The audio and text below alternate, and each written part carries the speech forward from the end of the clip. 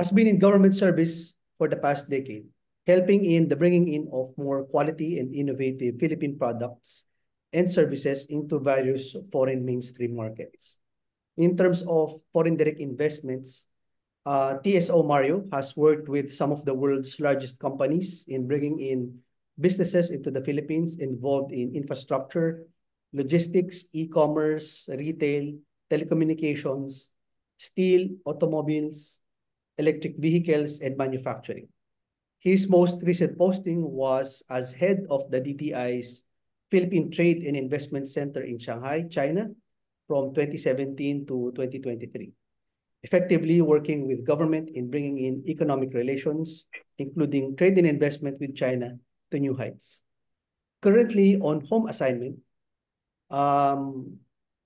TSO Mario is the officer in charge of handling with the China, Americas, and Information and Communications desks of the DTI's Foreign Trade Service Division.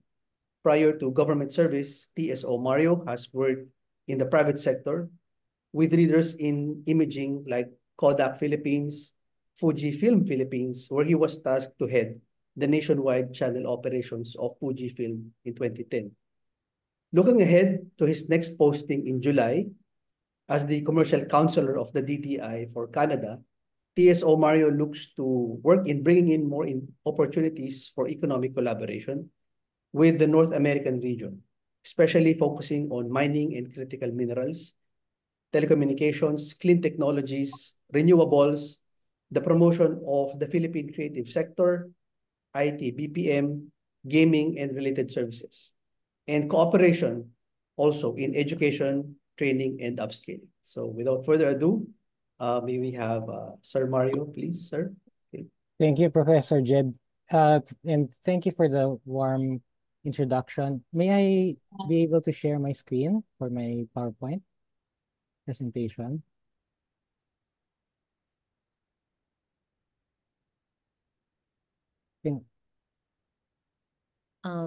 Miss? Yes, Mr. Mario. I think you're able to. Okay, let me see your screen there. Okay. Okay na po on your end? Not yet po. Ayan. Can you see? Yes po. Okay, thank you. Thank you, everybody. And good morning. Good morning, everybody. And first of all, I would like to thank Ambassador Laura, Professor Jed, and the whole team of Miriam for inviting me over to share my experiences as a part of the DTI's Foreign Trade Service Corps, or FTSC. Okay, just skip this because Professor Jed already mentioned this. So he mentioned that I have about 20 to 30 minutes. So I decided to divide this presentation today into 3 parts. One would be to talk about the background and experiences that I had in the Foreign Service, specifically with the DTI's FTSC. And then the second would be how we usually pitch or how we look for investors. What do we tell the investors about the Philippines in terms of branding?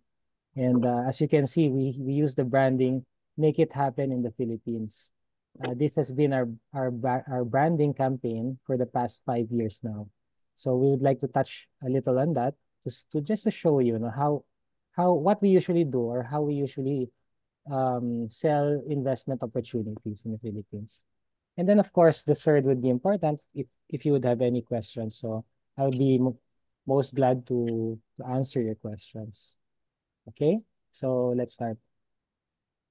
So the Department of Trade and Industry,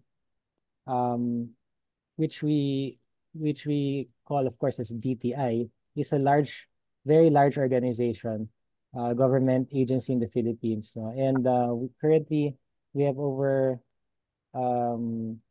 7,000 employees spread over the main agencies and the attached agencies to the DTI. Yeah. And our group, which is called the Foreign Trade Service Corps, which I will be talking about briefly in the next slides, would be mainly, as Ambassador mentioned earlier, the attachés or the commercial counselors who are assigned in our overseas posts to represent the country in terms of bringing in more trade, specifically bringing more of our products from the Philippines to overseas mainstream markets, as well as bringing into the Philippines more foreign investments. Okay, so here you can see that let me just. The Foreign Trade Service Corps is composed of trade representatives or commercial counselors or attachés representing the commercial posts of the DTI around the world. You may wonder why there are so many terms, no? Commercial counselors, attachés, or even trade representatives, sometimes trade commissioners. This usually depends on the host country in large part. No? For example, in North America, for Canada, for the US, what the US or Canada uses would be trade commissioners. And then in other parts, like in China, if you are assigned to an embassy, then you will be assigned as commercial counselor. If you are assigned to the consulates, then you will be assigned as either a commercial consul or a commercial attaché. So, of course, the FTSC promotes the initiatives of the DTI, specifically on trade and investment promotions, which I mentioned earlier, as well as trade policy in key overseas markets. So the FTSC works internationally to connect Philippine companies and investors with their counterparts abroad. So later I'll show you where we are located, specifically what countries or what cities. But we divide some of our posts into what we call policy posts and some of our posts which we call promotion posts. For promotion posts, of course, to promote more trade and to promote foreign direct investments from to bring in more foreign direct investments by doing investment promotion activities. For policy posts, for example, if you're assigned to WTO or Washington, D.C., to ASEAN in Indonesia. So this would be mainly for work in terms of policy and international trade relations in terms of policy. Now, not many know this, but the FTSC is actually a unit within the DTI. We have our own office, and this is our organizational chart. So, as part of the Foreign Service, we usually are assigned for 6 years at a certain post. And that would be the maximum. So in our order, it would always say minimum of 2 years and maximum of 6 years. So what happens between that? Sometimes you can be cross-posted to a different post. But you always have to come home to the home office after 6 years. And that's why I'm here currently in the home office, because I served my 6 years, which ended last July 2023. And I'm staying until July 2024. And here in the office in Manila, we are led by a coordinating officer, so to speak, who heads the FTSC home office.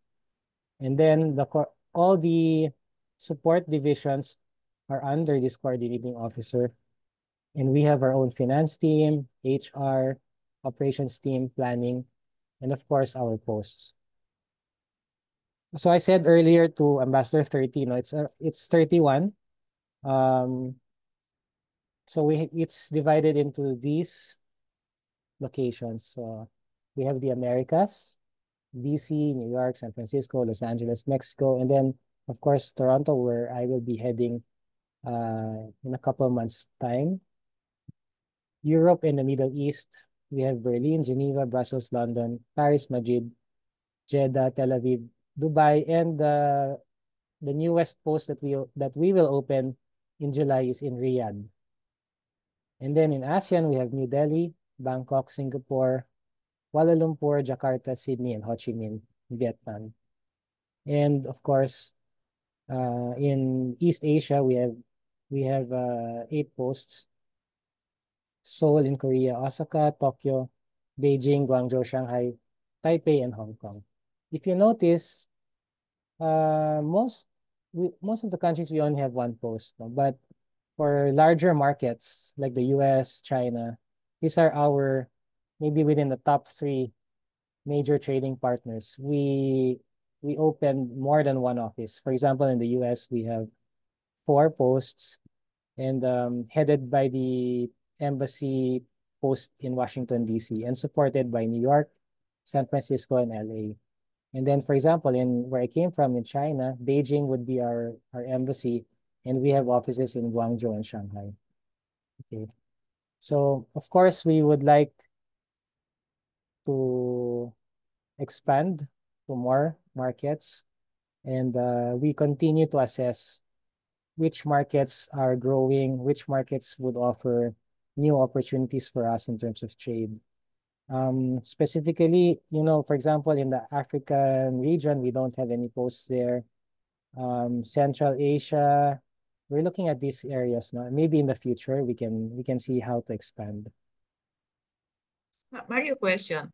Why did you decide on New Delhi and not on Mumbai? Because the financial and trade center is in Mumbai, in India. Yeah, Ambassador, it's been actually there for the longest time from the very start, no, New Delhi. I know, but why I did guess I'm not because really privy because it may have been a management decision at that time.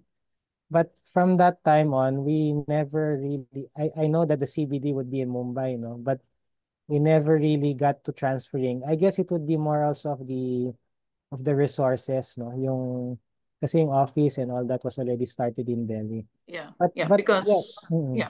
during my time there was no trade attaché in Delhi, and I recommended that the trade attaché's office be open in Mumbai because all the big businesses are there, including Bollywood. Anyway, that's beside the point. Anyway, siguro they didn't want an independent operation, but it would have been an exciting post. It's more exciting, all the big Indian businessmen are there. Okay, anyway, please proceed, Mario. Just wondering. Yes, Thank you. I agree. Kasi usually, Ambassador, that's a good point. Most of the countries, we try to assess where the business is, no? And that's where we want to put our office and operations.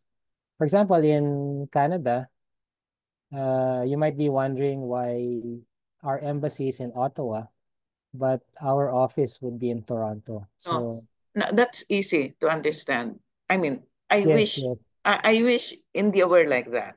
Meaning Toronto is the financial trade capital of Canada, and Ottawa is the diplomatic capital in Australia as well. The diplomatic capital is in Canberra, but the financial and trade capital is in Sydney.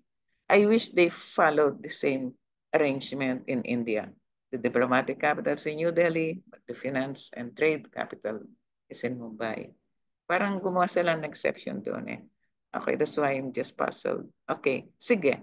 Please proceed. I'm sorry for discussing administrative matters. Okay. no, it's really a good it's really a good point, Ambassador. Actually, we maybe we'll bring that up now in the next discussions, and we'll see also no, why we, or maybe in the future how we can transfer to Mumbai. I agree. No, the business opportunities naman are in Mumbai, and we can also work with the DFA with this.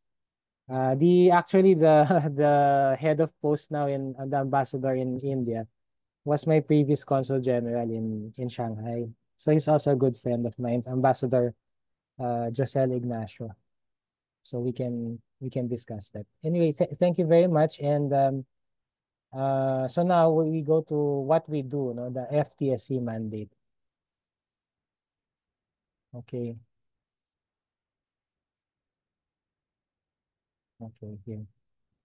So this is just a bit, just from a macro perspective, what the DTI units are, what units compose the DTI. So you see here that the DTI is really focused on regional development, food security, Very important yung SME enhancement, how we can help level up our small and medium entrepreneurs. Skills, skills upgrading and matching, trade and investment promotion, trade negotiation, whether multilateral or bilateral. And then exports, very important. Consumer empowerment and protection, and then planning and building of roadmaps for key sectors. So, lahat to, these are all under the DTI. For example, you're looking for a certain roadmap for, let's say, electric vehicles, or maybe coffee, or textile and garments. There are already existing roadmaps and information available from the DTI. So you could always approach the DTI for this. The current secretary, Secretary Alfredo Pascual, and under his office, which we call OSEC, Office of the Secretary, we have our unit, which is the FTSC, the Foreign Trade Service Corps. We report to his office now, and then we have a communications office, audit, and many more. But I'd like to show you also some of the groups. For example, here below in red, you will see the different functional groups. No? You have a group here in the DTI called the International Trade Group, or ITG, under Undersecretary Alan Hepty. And under this group, we have the Bureau of International Trade Relations. If you are looking also to work with the DTI, maybe not in the FTSC, but to start first learning more on the ground with DTI, the Bureau of International Trade Relations would also be a good opportunity, because this unit handles bilateral and multilateral trade negotiations. So lahat, FTAs, free trade agreements, RCEP, GSP, and all that. No? Tapos, we also have you may not know it, no, but some of these groups are actually under the DTI, like in the left side here, under investment promotion, CITEM. CITEM is a group under DTI. CITEM is the Center for International Trade Expositions and Missions.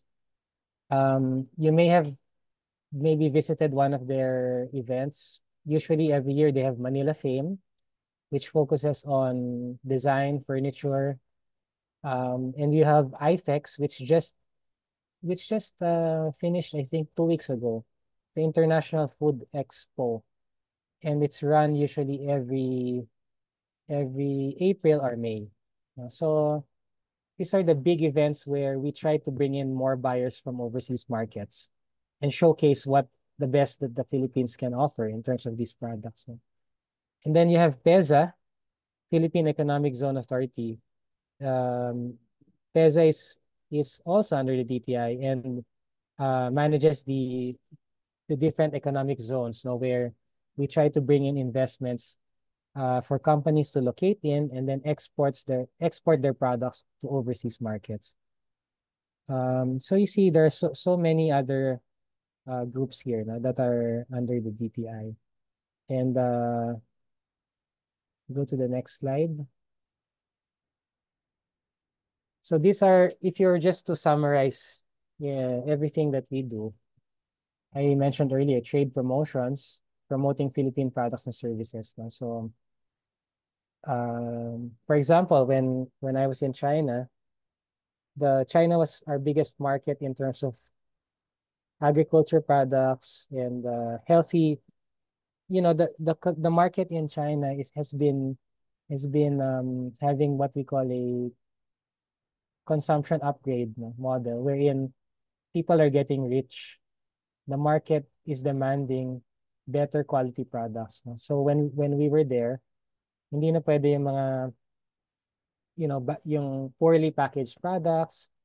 It will not really fly. So we try to educate our exporters to package our products better, and then focus on healthy products, because as the economic status of people get better, they look for more natural, healthy, organic products. And so we try to educate our exporters to move in that direction.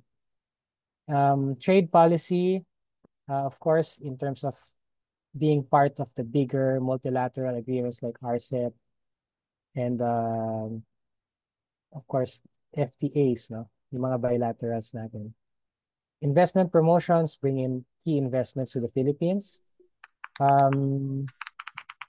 What we want would be to try to address what we call supply chain gaps. So for example, we're trying to build a ecosystem in manufacturing electric vehicles, but currently we don't have the capacity to make the batteries. So that's a supply chain gap. And that's where we try to find partners for foreign investors to come in to try to fill in that gap. And then commercial intelligence and strategic partnerships. Not many know that our office also helps in providing key market intelligence to the DTI and to the government. For example, there's a shift in policy. There's like during the time where there were some problems in the relations between the mainland China and Taiwan. Suddenly they banned pineapples from Taiwan, which was the #1 supplier of pineapples. So during that time, we were the #2. So we had to communicate this to the Home Office to try to ramp up also our efforts in shipping more pineapples to address the gap para hindi naman tayo mapasukan ng competitors from other ASEAN countries.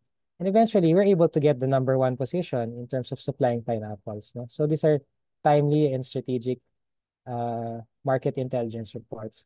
And others would be maybe to aid Philippine companies because there are so many companies that supply goods, materials, and then it's hard to know which ones are legitimate, which ones are, just out there to scam you. And when you do give your money an order, it's hard to get a refund, diba? So we come in here we have a database of legitimate companies and partnerships, including with the local governments, so that we ensure that you partner with the right company. Okay. This one maybe it's a bit wordy, so we're just showing you here some of the opportunities that we see as in our promotion campaigns for other markets.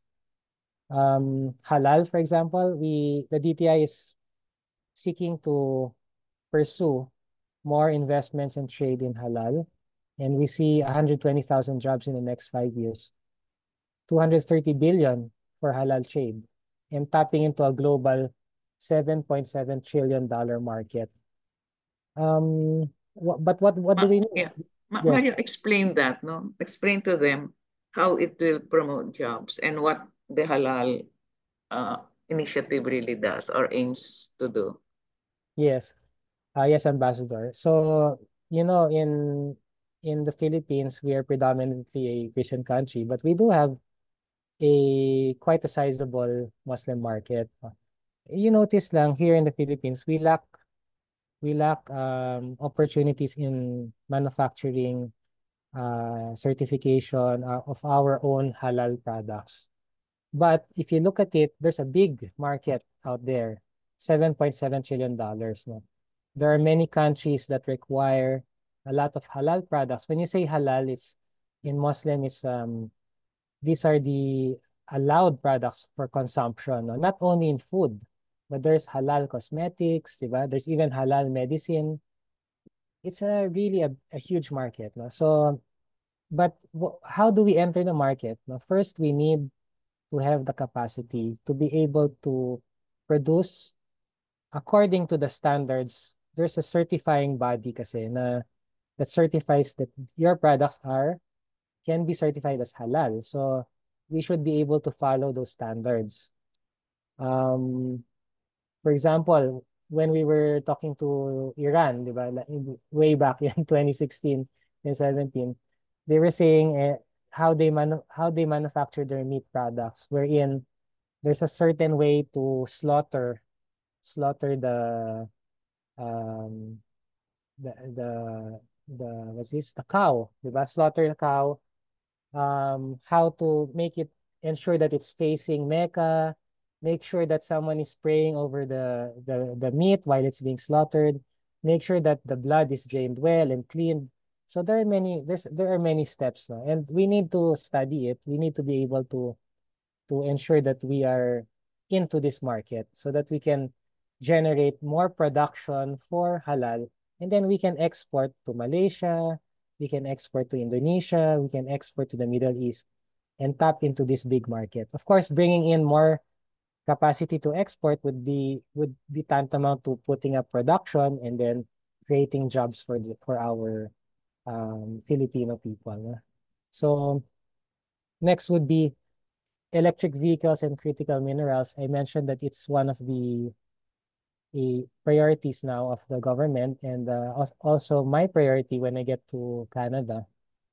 Why critical minerals? Because not many know it, but the Philippines is actually a rich country in critical minerals.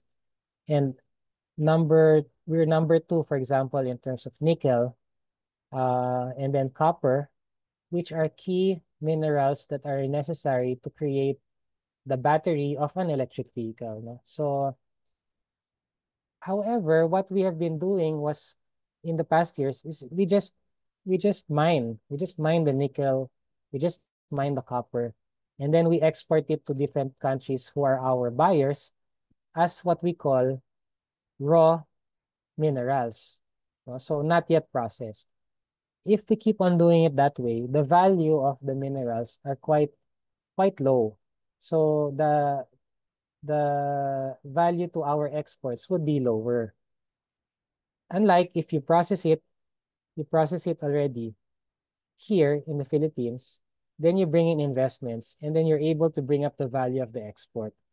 Let me just cite an example. No? In Indonesia, Indonesia is the number one supplier of nickel. So maybe 3 or 4 years ago, they used to also export raw nickel. And China was one of their biggest buyers as well as us. No? China also buys a lot of nickel from us. So then President Joko Widodo decided to come up with a strategy of bringing in investments in minerals, and decided to ban the export of raw minerals.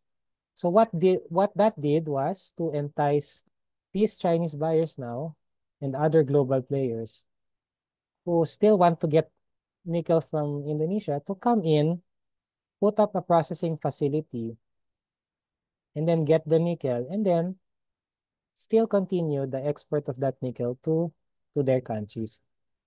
But the impact to Indonesia was huge. In just less than 2 years, from a $2 billion contribution for raw nickel, it now became $20 billion. No? And it was that fast. And that's what we also want for the Philippines, to be part of this um, critical minerals supply chain to the world. Next, of course, is IT, BPM, and services. We all know that we are a big player in the global stage for services, for outsourced services. But we want to ramp it up, not only in support voice or email or chat. No, we want to be in outsourced design, engineering, and creative services, gaming, and that's what we're trying to do, together with recent support bills like the ISIDA, Tatak Pinoy, Malikhaing Pinoy. And then technology and startups, we believe that we have the capacity to come up with world-class startups, and we have shown that by supporting promising startups that have already started linkages with key organizations or accelerators overseas. And then manufacturing, of course, one of the biggest contributors to our economy. And we need to ramp up specifically in terms of electronics and semiconductors, which are our top export products to the world. Agriculture, food security is something that is always very important, and any country usually currently looks at this, no, to ramp up our food supplies, to ramp up our capacity. What we want is not to be overly reliant to import a lot of our food, no, but to be able to also produce domestically here in our country. Infrastructure, ports, railways, connectivity, and then IT, data centers, and communication. These are all part of our agenda in terms of promotion of investments and projects overseas. And then for trade promotions, we do trade fairs, trade missions, exhibitions. I'm not sure I encourage you to visit some of the trade fairs of perhaps CITEM, as mentioned earlier, IFEX, Manila Fame, no?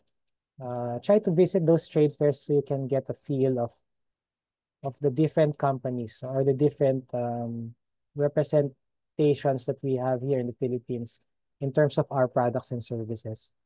Because these are the same, mostly, these are the same companies that we try to promote overseas. So that's why kahit kami, even if we're abroad, we try our best to come home to try to see what are the new products that we can promote, what are the new innovations, no? Hindi naman yung laging banana chips lang or dried mango. We have to innovate. We have to continuously try to innovate so that we remain competitive. Okay. So I guess that's what we do, no? Trade promotions, investment promotions.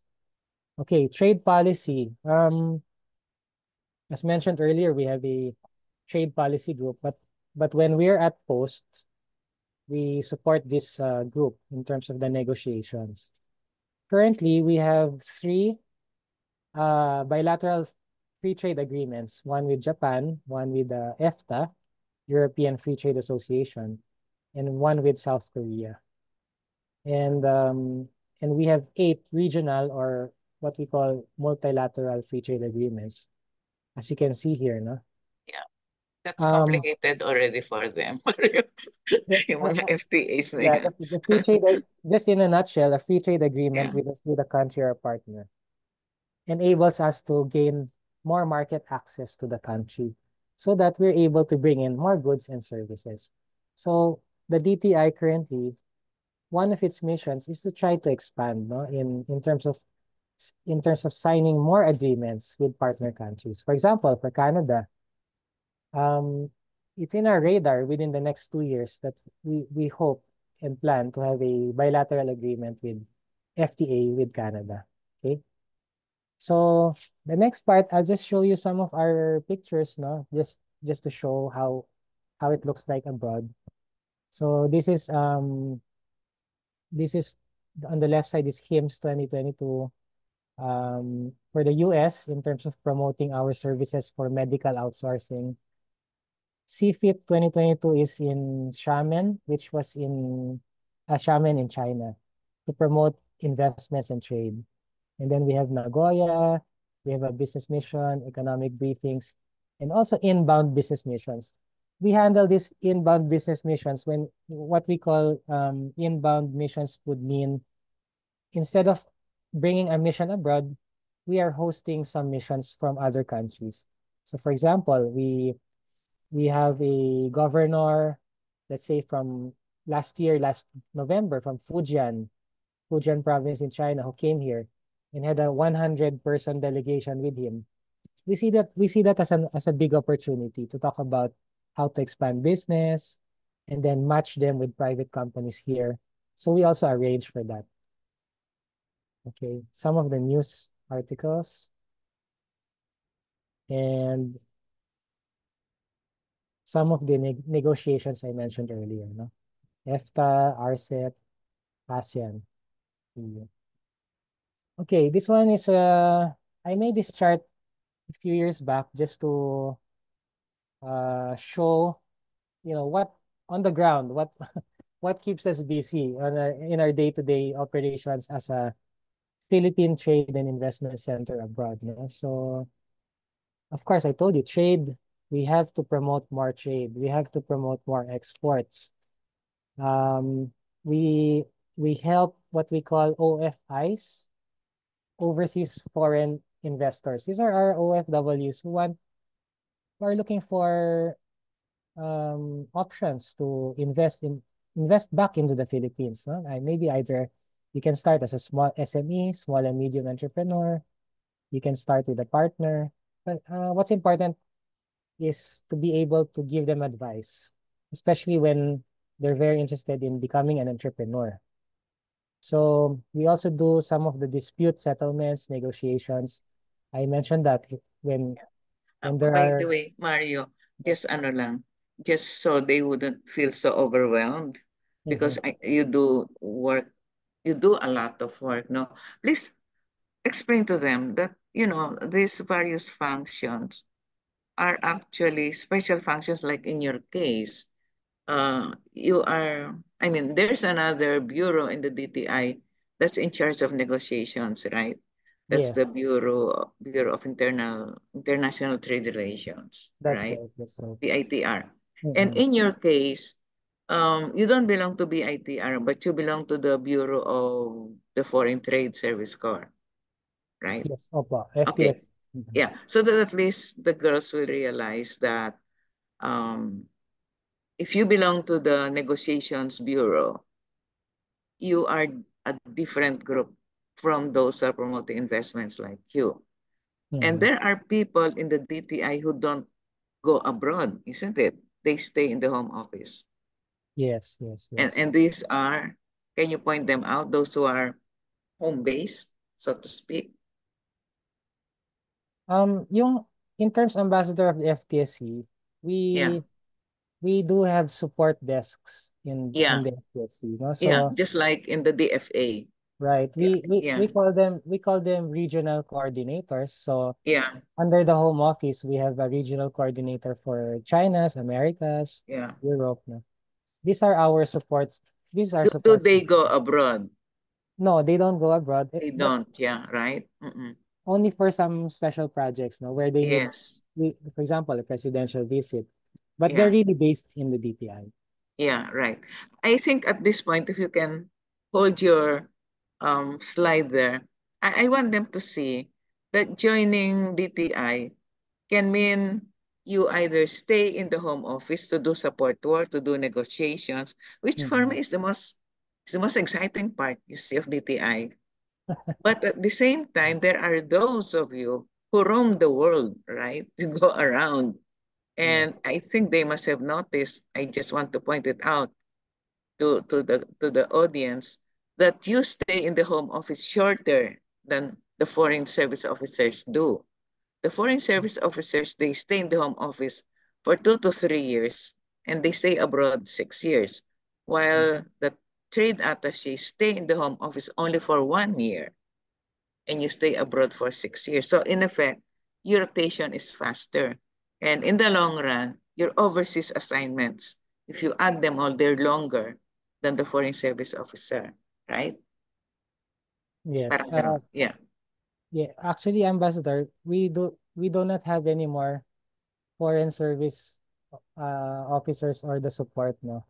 What we have lang is the officer itself. No, So, I mean, I'm comparing you. Like you are an FTSO. FTO. Yes, Yes, yes. FTSO. The FTSO is similar to our foreign service officer, Yes. meaning we go 6 years abroad, 2 to 3 years in the home office. But in your case, it's 6 years and 1, 6 years and 1. Di ba? Ganon Yes, ang ikot ninyo. Yeah. in the Okay. DFA, right? Yeah, right. But as people abroad, you do the market intelligence, isn't it? The functions here. You do market intelligence. You do high-level networking. Yes. You counsel overseas workers who want to invest. Of course, you promote trade and you work with the consulate. The only thing that you don't do as a foreign trade service officer is dispute settlement and negotiations. Am I correct? Yes, yes. Yeah, okay. Yun lang, para at least they know. And there are many ways of entering the DTI. You enter through the home-based positions or to FTSC. Now, can we talk about the process now? Okay, How okay, how sure. do you become an Oh, FTS? Oh, sige. okay, sige. Sige. Anyway, the next parts will just be my some of my experiences here, the Okay, photos. sige, okay. Okay, sige.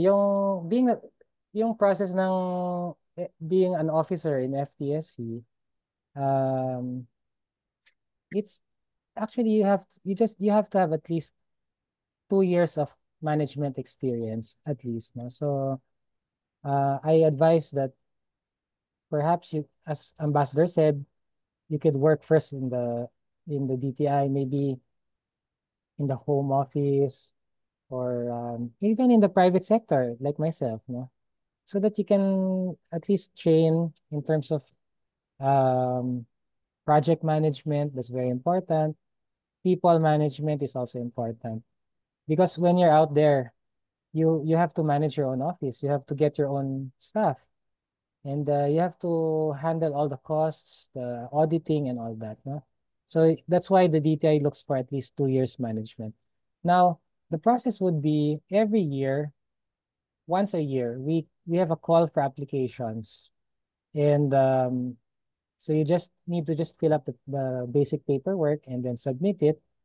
And there will be an initial interview. And then it will be a 4 or 5 step process. Similar to in terms of the number of steps, no, with the DFA process, but of course a bit different in terms of the content of the exams. So from the interview, there will be a written exam. The written exam usually will be essay type.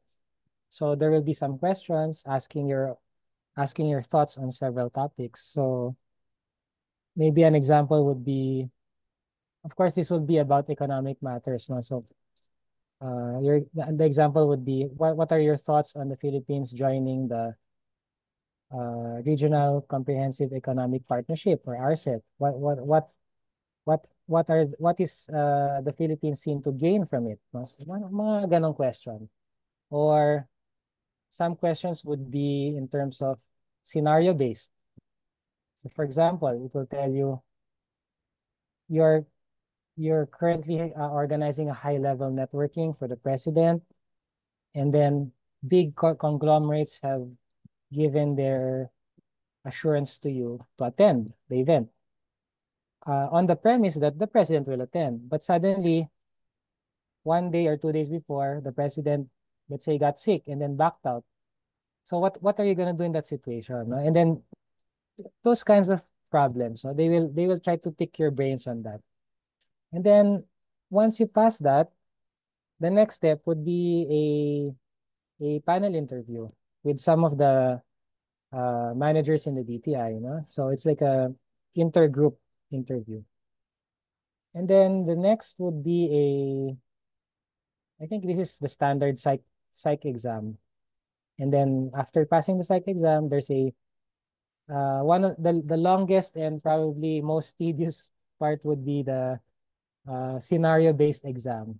During our time, we had 1 day where we had to stay in the DTI and do a series of exams together with those shortlisted candidates. No? So I just share during my time, there was a part where we had to sit in individual desks, and then they gave us a huge stack of papers and folders on our desk.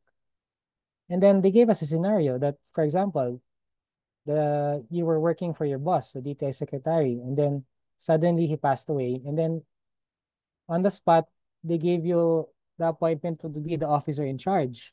So they were saying, what were you gonna do? What are you gonna do in the next days?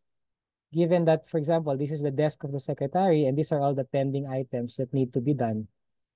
So what they're trying to see here is your priorities in trying to solve everything. It's not, you cannot really solve everything within the time frame, but you will have to explain, why did you choose to address this matter over this one?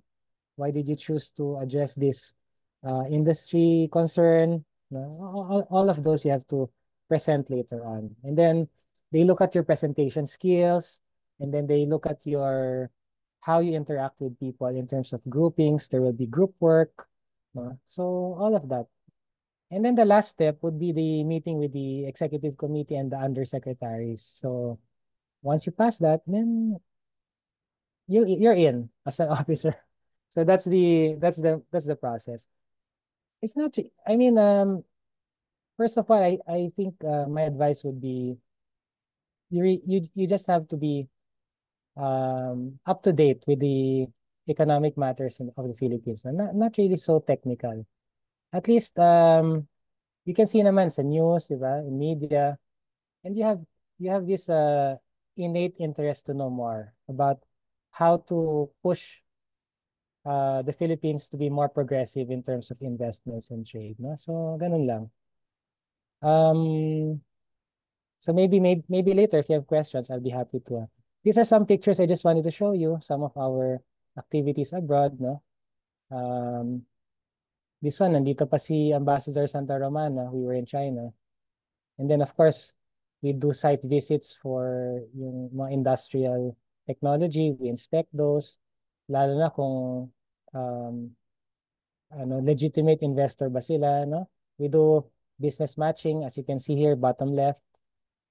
And then we have a lot of presentations, no, where we try to get more investors and get more trade going. This is one of the times we tried to promote coffee. For example, here it says Philippine coffee goes to China. So, but it's more of specialty coffee because there are some issues in terms of the supply. We don't have enough. So what we do is we promote it as specialty coffee. No? And then ito naman, yung mga, we have this, di ba, dapat we show the Filipino culture as well. So we have, mga fiesta in terms of food promotion, in terms of culture, no? Ito naman yung mga big pavilions that we were able to put up. Philippine pavilions, no, for the China International Import Expo. We started this initiative in 2018, and that was the first time. So 2024, actually, this year will be the seventh straight time that we will be having this Philippine pavilion. And just to share, we also want you to know that we are working closely with private sector, like our partners. No? We don't want to be working alone as a government. We always want to have the cooperation of private sector, like what Ambassador Laura mentioned. No? So here you can see we put up a pavilion beside Liwayway kasi Liwayway is the biggest Philippine company in China at the moment. We asked Liwayway, can we do a side by side so we'll have a big Philippine pavilion? So that's one example of collaboration. Yan, yung mga pictures ng products and services. This was when we launched avocado. This was the first truck, the first shipment of avocado that came to China during the pandemic. Kasi you see, we're all wearing masks here. And then below naman, the first ever durian shipment. We're so proud of this because, China was really wild about our durian. And again, the problem here is the supply because they can buy all the durian that we ship to China. Yeah. And you know what? The cashew nuts. They like our cashew nuts, but we don't have enough supply. That's right, yes. Cashew, kahit nga pili nuts, Ambassador. Yeah, pili. Yeah, that's right. Pili, I'm sorry. Mm-hmm. Yeah, it's the pili. Yeah. And then you also have to be ready, di ba, during the pandemic, kahit naka-lockdown kami. Just to share, in Shanghai, we were locked down for 2 months in our house. But we needed to still continue. So there's, Zoom meeting and all that. We needed to do all that, no? That's maybe another story for another day, the Shanghai lockdown. And then we had this kind of series, which we call the TNK, Trabaho, Negosyo, Kabuhayan. So as I said, we try to entice our kababayans, no, to be investors, to be entrepreneurial minded. And we bring in speakers also, no? You see here some of the speakers we have Philippine Franchise Association. We had Secretary Mon Lopez, no, to speak, and several other guests. And then you have to be ready for many media interviews.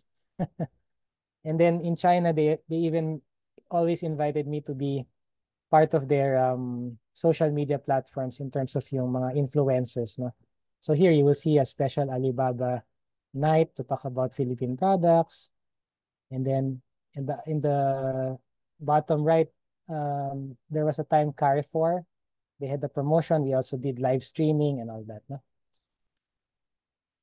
And of course, we continue, and even in the home office, we continue this in terms of bringing in delegations, meeting with our ambassadors, meeting with the secretary in terms of aligning with the government, what our initiatives are, and translating that into projects when we are at post. Okay. Presidential visits, our group, we are the ones that lead in terms of preparing business meetings and business forums, no, for the president. We work together with the DFA, the embassies and the consulates, and the DFA in Manila to be able to conduct these business meetings. So we've had several already here. You can see Indonesia, US, Belgium, Roundtable in Singapore, Cambodia, Thailand, and all that, no? Several. The one here in the bottom right, we organized this, the state visit to China in Beijing. That was January of 2023 for our president. Okay. Maybe just to go very briefly, because I know we're over time na tayo. This is how we market the Philippines, the Make It Happen in the Philippines campaign, no?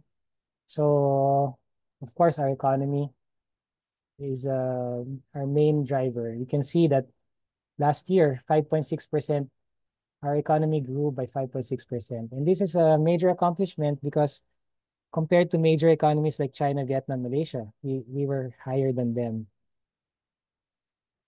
Our top export products are electronics, minerals, and other manufactured food products, including automotive ignition wiring and machinery and chemicals. No? And how our exports are divided would be 70% goods, 30% services. Services would be our IT BPM, gaming, and all that. Export markets, top export markets would be China here, 26%, because this includes both Hong Kong and China statistics. No? 16. May interrupt you. Your services are focused on IT, business process, right? Processing, and you said gaming. Is that unique to China? No, Ambassador, this is for the world, actually. That's the world. Okay, but in China, you do have a lot of gaming, isn't it? There's gaming as well, and also, but not so much on the business process outsourcing because of the language barrier. Yes, right.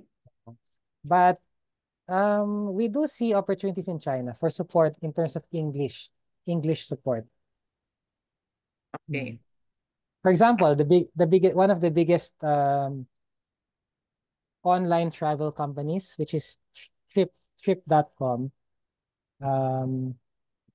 is looking for support services in English. So that's one opportunity. Okay. Those kinds of. Yeah.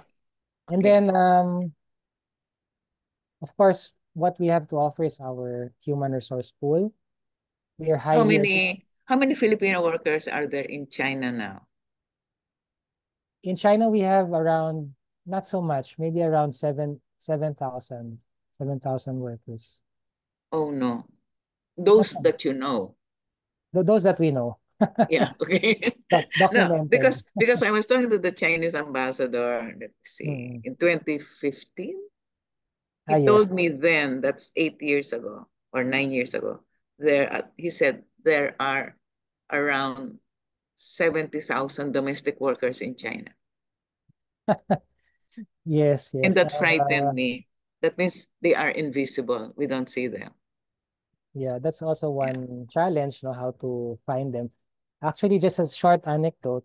During the pandemic, I told you we had a lockdown in Shanghai for 2 months, more than 2 months. So the problem, of course, everybody had to help in the consulate in terms of sending food and supplies to our Filipino families. Of course, the Chinese government had some yung mga ayuda, yung mga food, no? Pero the problem nga was, how do you send food if they were undocumented?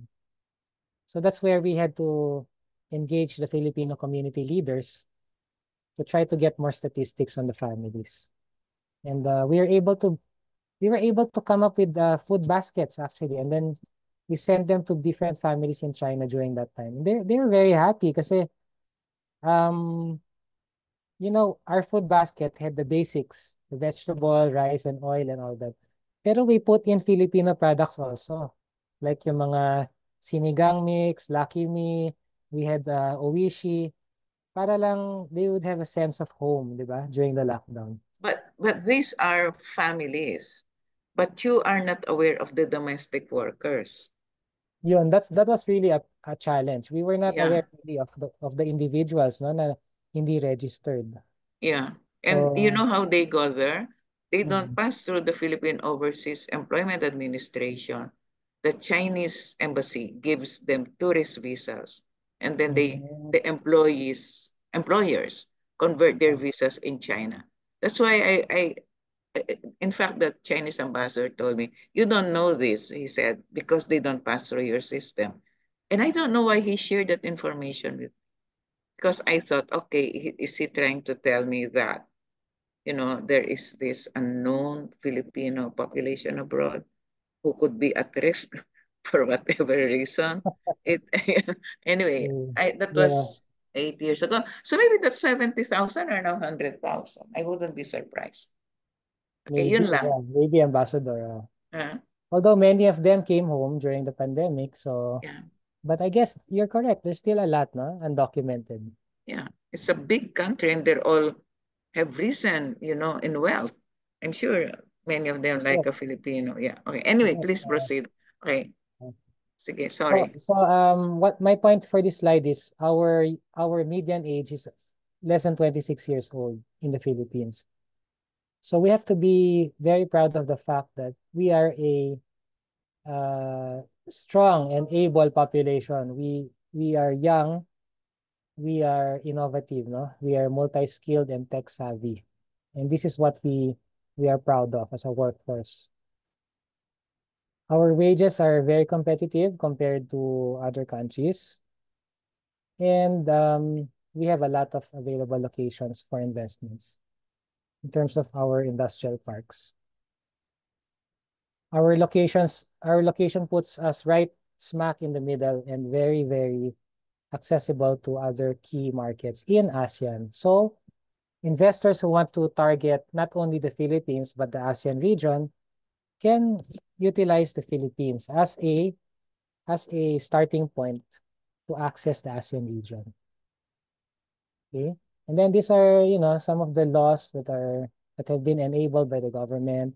We usually show them that the ease of doing business has been better. Public Service Act, meaning foreign investments can now be owned by foreigners. Some of the businesses that were not open to foreigners are now open to foreign ownership. And then restrictions have been lifted, making it easier for investors to come in. For example, capital is less than before, no? Instead of, let's say in the retail trade, instead of $2.5 million, now it's only 25 million, no? So we encourage more retail companies to come in. Like in the likes of IKEA, di ba?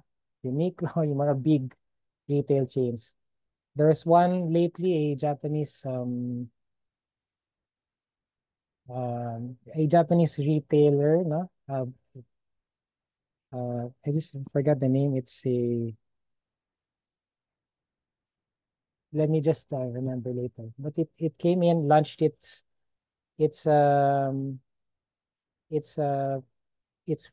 first branch in Mitsukoshi, and they plan to expand worldwide. Sorry, in the whole Philippines. No? So, okay. And then the CREATE law, which gives more incentives to investors according to the tier. No? Okay, I guess itong mga to, these are all medyo technical kasi these are under the law. But what I'm trying to say here is we in government, the government, especially the current administration, is really focused in bringing in foreign investments. So as a trade attaché or a commercial counselor, there are so many opportunities out there that you will be able to have a key role in helping our country in terms of development because you will be part of the eyes and ears out there, and you'll be able to have firsthand information and networks out there. So this is what's wonderful with this job, no? You'll be able to really make a direct impact in terms of helping the country. And that's I guess something that you could explore if you're really interested in that track. Also in terms of international relations, of course, meeting a lot of people, meeting a lot of companies. And I encourage you to try in the future, diba? After graduation, try to see what opportunities are there. Contact me if you have any questions, and I can always help. No? These are just to end my presentation, these are some of my favorite quotes from, of course, these are Chinese philosophers, no? Sun Tzu, and then Confucius, 500 BC. So these are some things that can be used as a guide, as a diplomat, no? You just have to continue to learn, okay? Confucius said, those who have learned are not as good as those who love to learn, and those who love to learn are not as good as those who find joy in learning. It's a continuous process, and it's what's wonderful also as being a diplomat, being a part of the commercial service of the DTI. You have to continue learning the laws, you have to continue learning the opportunities, innovation, industries, and all that. And that will really be something that's very fulfilling to you as a person. No? And with that, I guess I hope, no, here, the last part would be, I hear and I forget, I see and I remember, I do and I understand. I hope I was able to show you some of the information today, and you will be able to remember.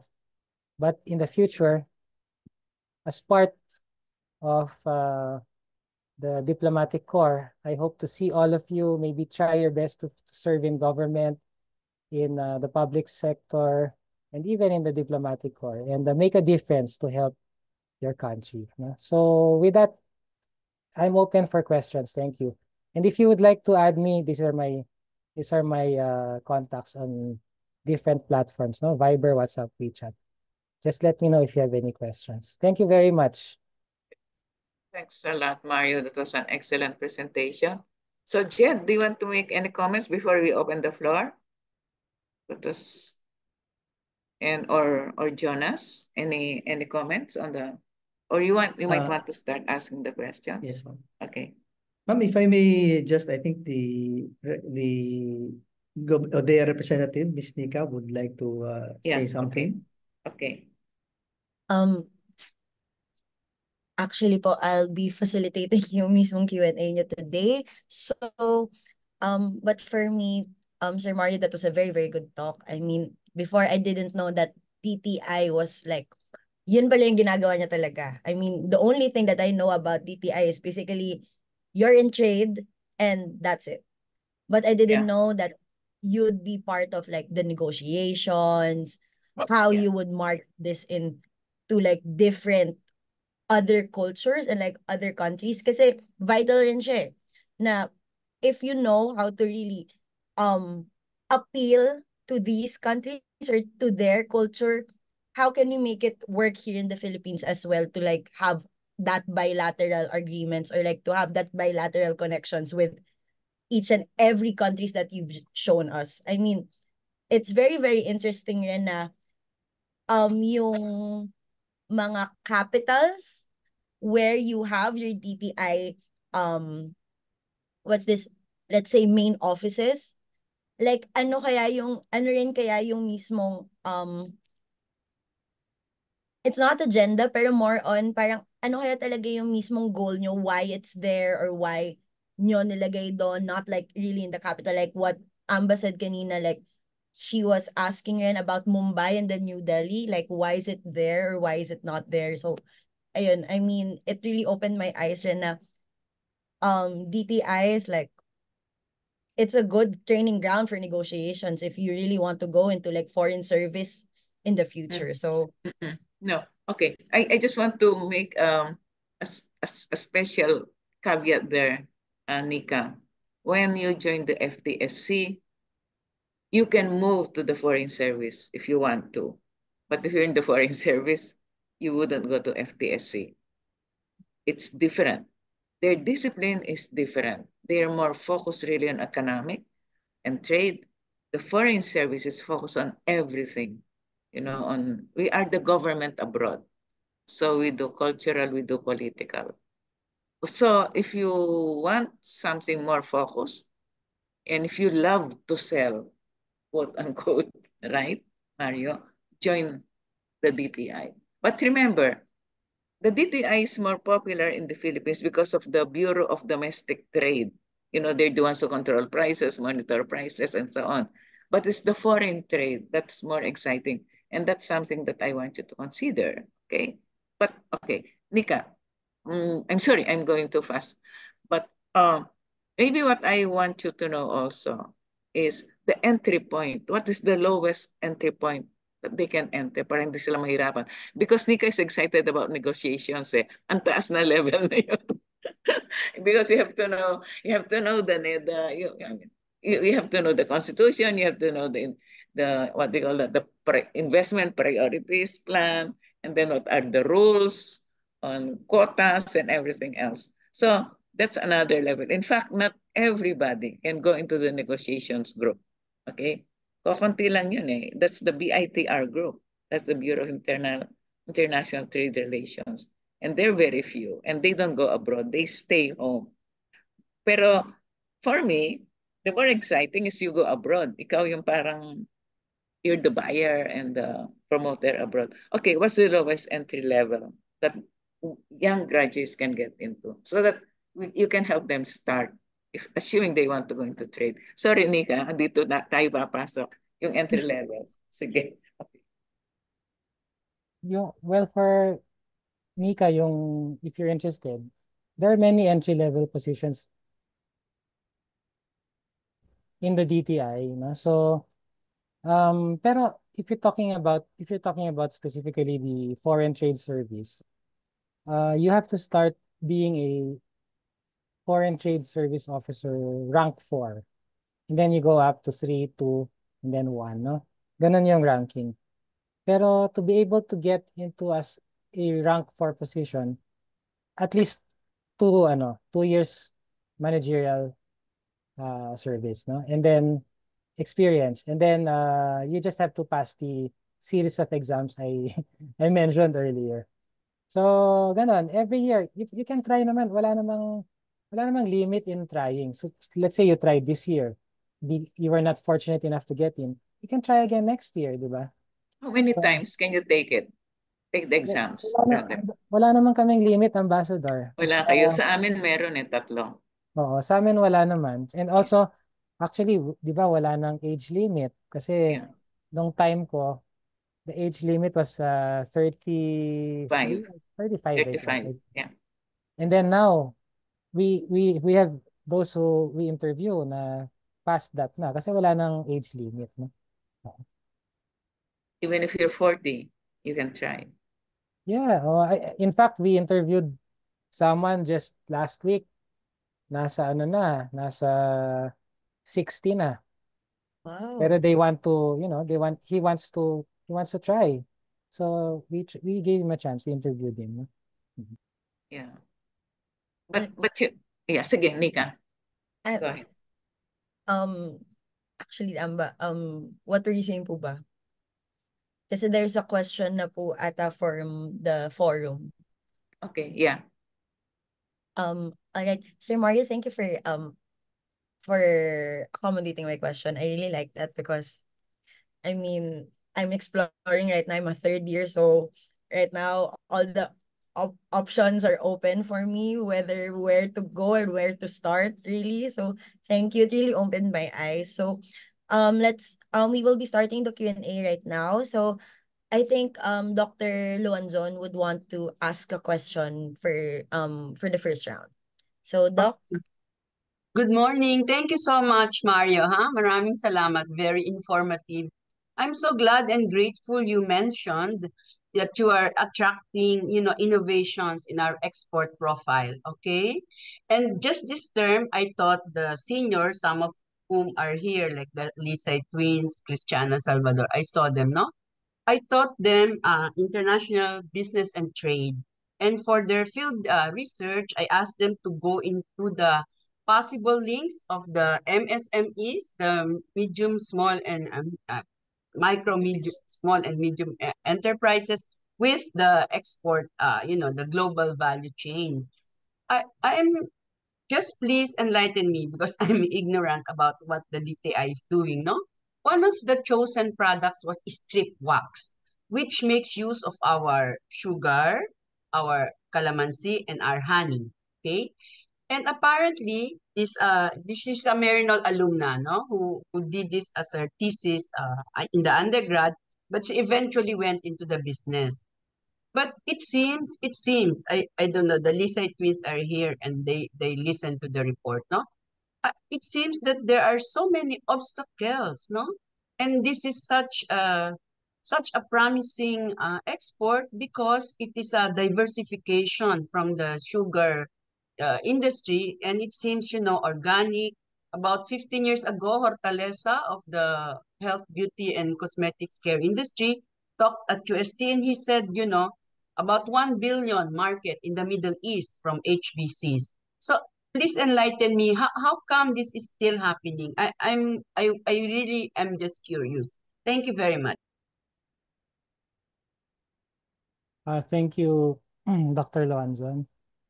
Maybe if I'm not if I'm not mistaken, your question would it be regulatory procedures or Something like, difficulties? unbundling the red tape, making sure that they know to navigate through the export market, because this is such Okay. an organic product. And, the cosmetics industry, the whole world spends maybe a bit less only than armaments. Thank you. Okay. Dr. Luanzon, I advise our company doing strip wax. Maybe you can contact me or contact us. Now we have a division in the DTI called the EMB, Export Marketing Division. And this division handholds our exporters in terms of certifications as well, in terms of dealing with other government agencies in getting certifications. For example, FDA approval and all that. No, we do that. We aid exporters, especially those with the capacity to export already. So I urge the company to be part of the Export Marketing Bureau.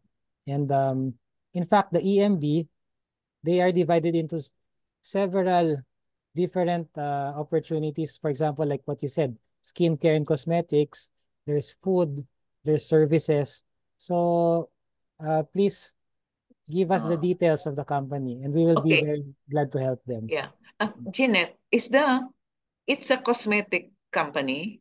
Yes, it is led by Arlette Alvarado. And She's a then Merinon and then alumna. Yes. the main ingredient is based on Sugar, honey, calamansi, which are all, yeah. indigenous to us. Yeah. And she has tried to go into the export market, but there have been too many obstacles, and it's a big pity because we Okay. can use Is the obstacle from our side or from the other side?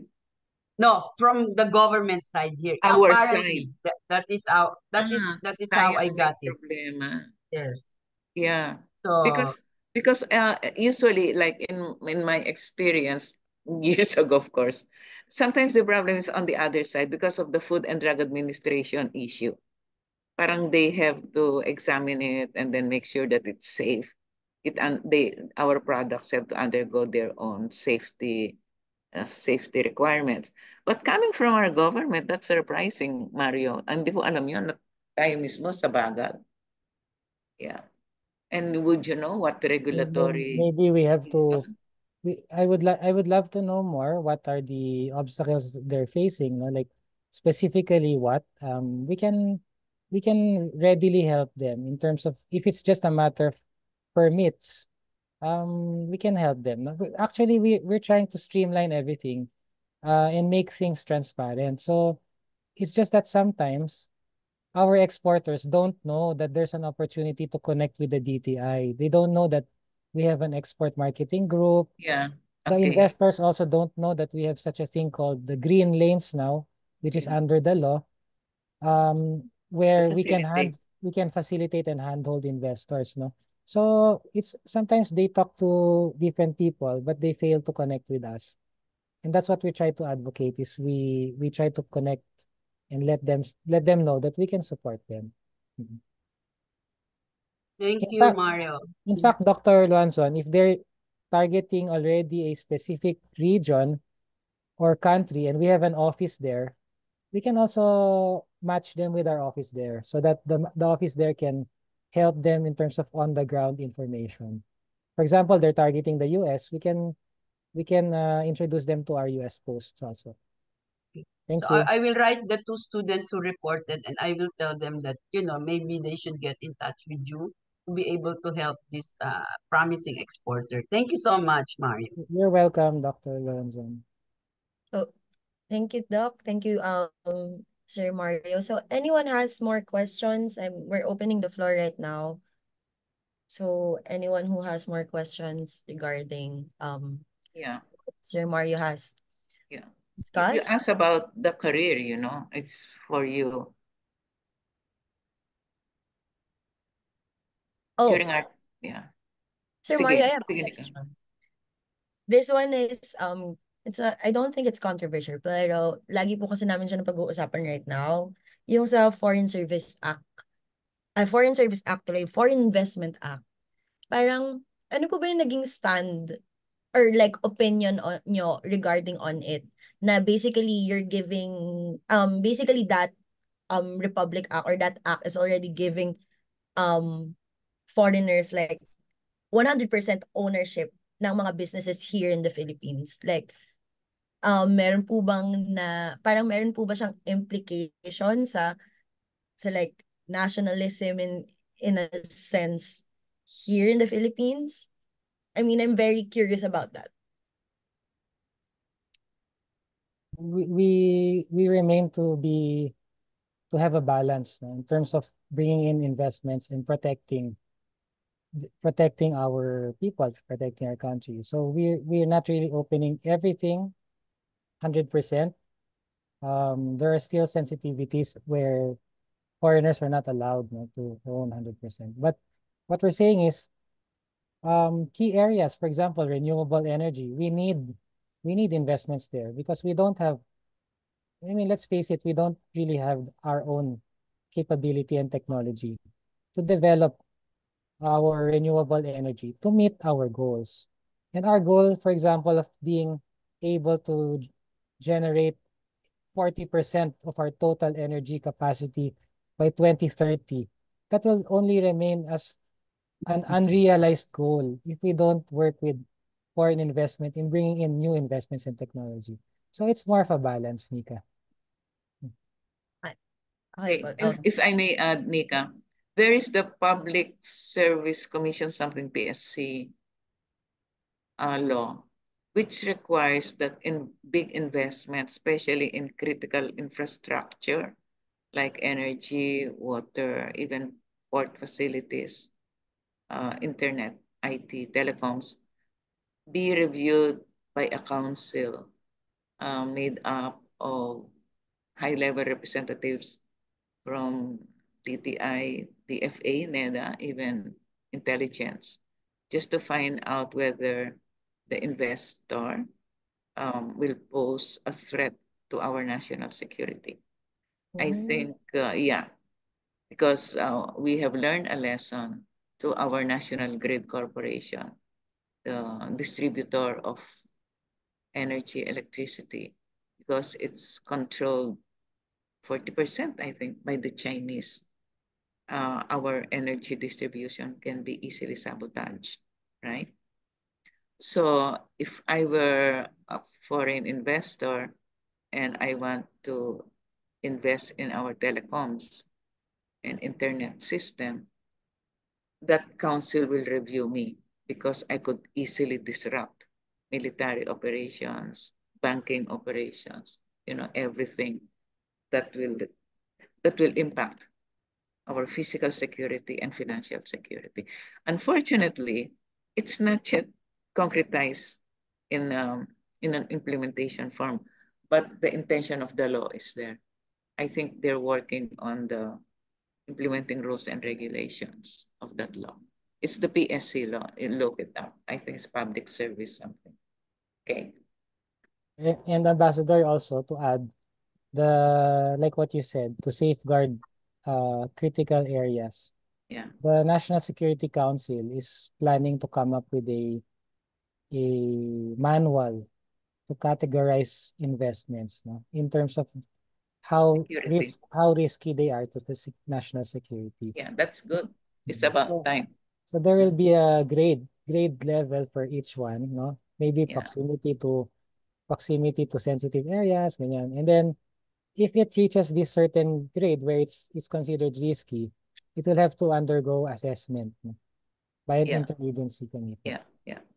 Ako, I've been complaining about investments in real estate. I mean, they allow foreigners to buy pieces of land, right? And there's so many Chinese buyers of real estate in the north. And the north is very crucial because it will affect, movements on the Taiwanese, the Bashi Channel. Yeah. That's political. Okay. So go ahead. I'm sorry po. Pero so basically po for the Foreign Service Act naman, like Sir Mario, you're saying right now na so because of that balance, Ren, parang on our part, what we're doing talaga or what DTI is doing is that screen talaga lahat no mga gustong magkaroon ng ownership here in the Philippines. Yeah, you mean Foreign Investments Act? Not Foreign Service Act. Yeah. Foreign Investments Act. Foreign Investment Act. Yeah. Pero so Yes. basically everyone naman po na pumapasok here is screened by the DTI. Not yet. Well, not In the not past, yet. during the time of Not Duterte, hindi sila na-screen na mabuti. not everyone, no? But at least we try the big ticket investments na we must ensure na we screen them, we know them. Kasi these are the ones presented to the president, eh. From the level of the president, when, for example, he visits a certain country, when he has a presidential visit, let's say, to a certain country, we present the key investment prospects to him. So before that's even done, there's a very stringent process involved in terms of checking these companies, checking who are the officers, who will he meet, what are the investments. It's a lot of paperwork, a lot of information.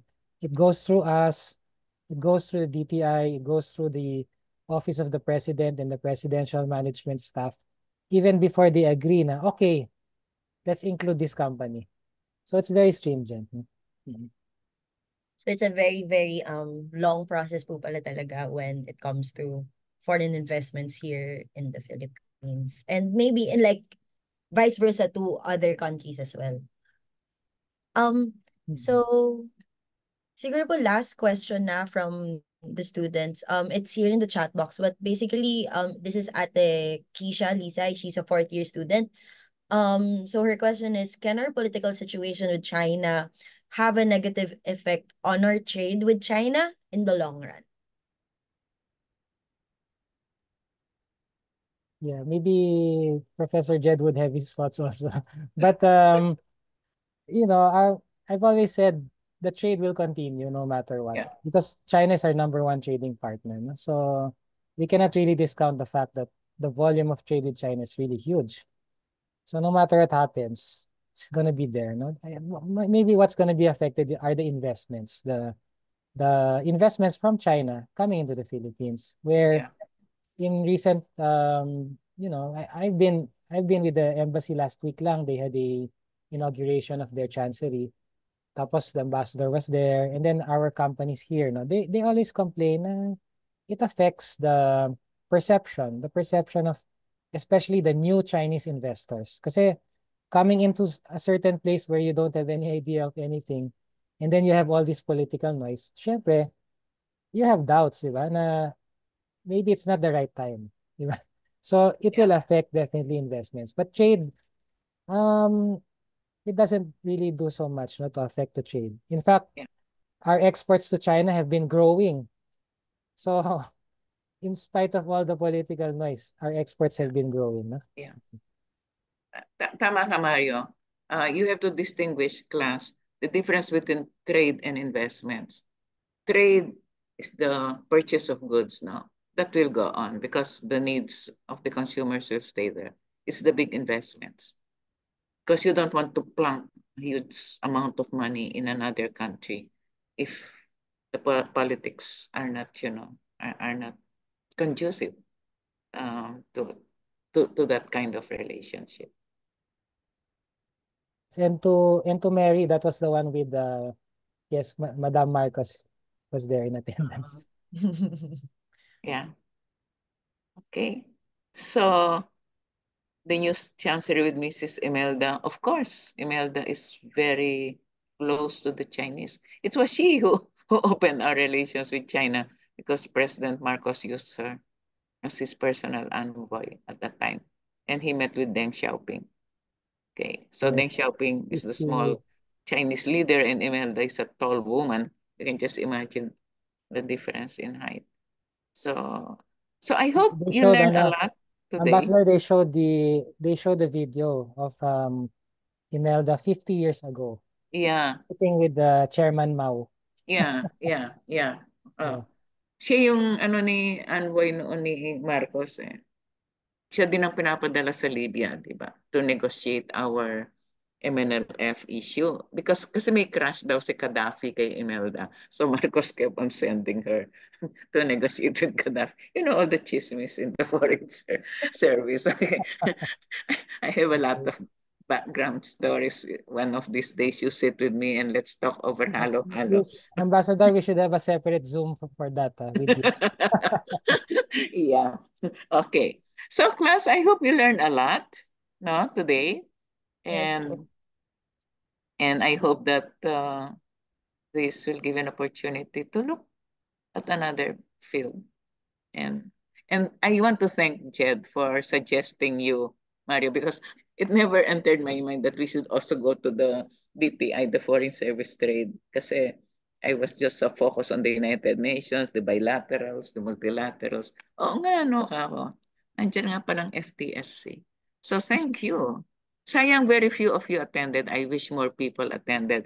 But spread the word around, okay? Yes.